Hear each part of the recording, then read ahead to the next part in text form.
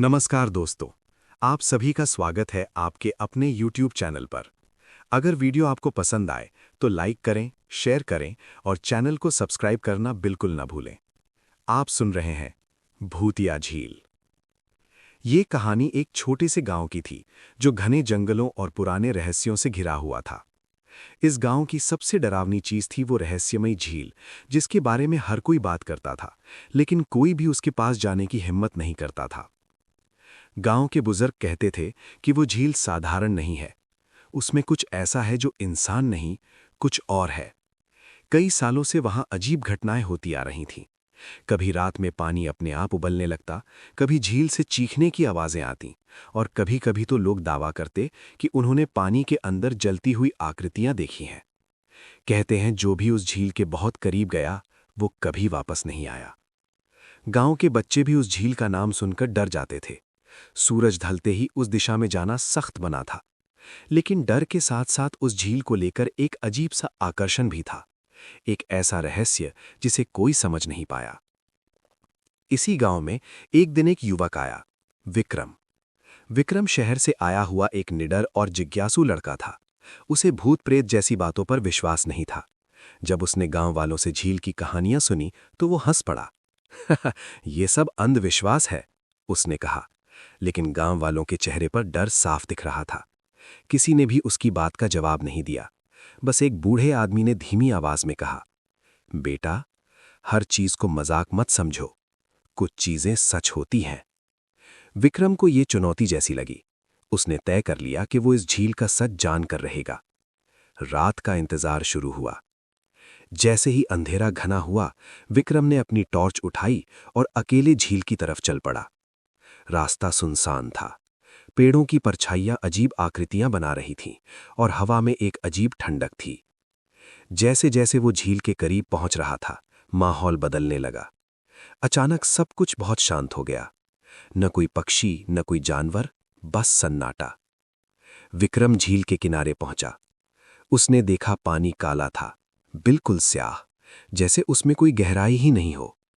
अचानक उसे लगा कि पानी के अंदर से कोई उसे देख रहा है।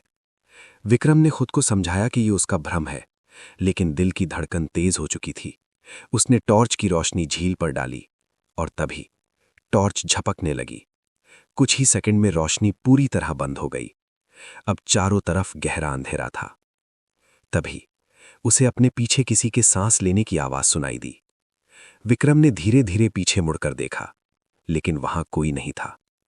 उसके शरीर में सिहरन दौड़ गई। अचानक झील का पानी हल्का हल्का हिलने लगा और फिर पानी के अंदर से कुछ बाहर आने लगा। धीरे धीरे एक आकृति उभरी, एक इंसान जैसी, लेकिन पूरी तरह जली हुई। उसका शरीर राख जैसा था और आंखें अंगारों की तरह जल रही थीं। विक्रम के पैरों तले जमीन खिसक गई। आत्मा ने उसकी ओर देखा और एक डरावनी आवाज में कहा, तुम यहां क्यों आए हो? विक्रम कांपते हुए बोला, मैं सच जानने आया हूं। आत्मा हंसी, एक भयानक गूंजती हुई हंसी। सच जानने आए हो तो अब तुम भी सच का हिस्सा बनोगे। ये सुनते ही विक्रम के होश उड़ गए। उसने भागने की कोशिश की, लेकिन उसके पैर जैसे जकड़ गए थे। अचानक झील का पानी उठकर उसकी टांगों से लिपट गया। वो गिर पड़ा। अब वो साफ महसूस कर रहा था, कोई अदृश्य शक्ति उसे पानी की ओर खींच रही है। विक्रम पूरी ताकत से खुद को छुड़ाने की कोशिश करने लगा। उसकी सांसें तेज हो रही थीं, दिल जोर जोर से धड़क रहा था। आत्मा धीरे धीरे उसकी तरफ बढ़ रही थी। तुम अब नहीं बच सकते, विक्रम चिल्लाया, मुझे छोड़ दो। लेकिन कोई जवाब नहीं आया। तभी अचानक एक तेज हवा चली। झील का पानी जोर से हिलने लगा और उसी पल वो आत्मा अचानक रुक गई। कुछ सेकंड बाद वो धीरे धीरे पानी में समा गई। विक्रम को लगा जैसे किसी ने उसे छोड़ दिया हो। वो तुरंत उठकर भागा, बिना पीछे देखे, बिना रुके। विक्रम जैसे तैसे गांव पहुंचा। उसका चेहरा सफेद पड़ चुका था, शरीर कांप रहा था। लोग उसे देखकर समझ गए वो झील से होकर आया है। विक्रम ने हांफते हुए पूरी घटना बताई। जलती हुई आत्मा, खींचता हुआ पानी और वो डर। गांव में सन्नाटा छा गया। अब कोई भी उस झील के बारे में मजाक नहीं कर रहा था। अगले ही दिन गांव के बुजुर्गों ने फैसला लिया, उस झील के पास जाना पूरी तरह मना है। रास्ते बंद कर दिए गए, चेतावनी लगा दी गई। समय बीतता गया। धीरे धीरे लोग अपनी जिंदगी में वापस लौट गए, लेकिन डर खत्म नहीं हुआ। कभी कभी रात में अब भी उस दिशा से आवाजें आती थीं, कभी पानी के हिलने की, कभी किसी के रोने की, और कुछ लोगों ने तो ये भी कहा कि उन्होंने झील के पास एक परछाई देखी जो इंसान जैसी थी, लेकिन पूरी तरह जली हुई। विक्रम ने कसम खाई वो कभी उस जगह पर नहीं जाएगा।